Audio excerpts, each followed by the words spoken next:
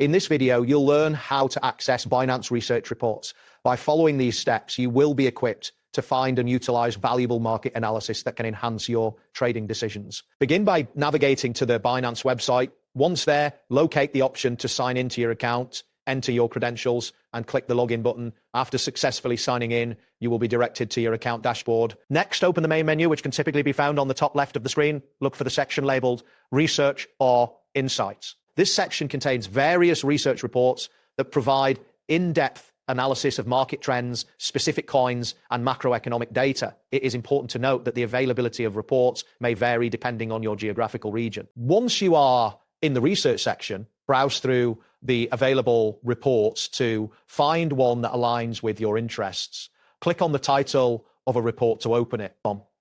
Start by reading the executive summary, as this will give you a quick overview of the content. Pay close attention to the charts and conclusions presented within the report. It is essential to avoid making decisions based solely on headlines. Instead, engage with the data and insights provided. After reviewing the reports, consider how you can apply the insights responsibly. Use the information to support your existing trading strategies and combine it with your own technical analysis for a more. It is crucial to avoid making emotional trading decisions based solely on the reports.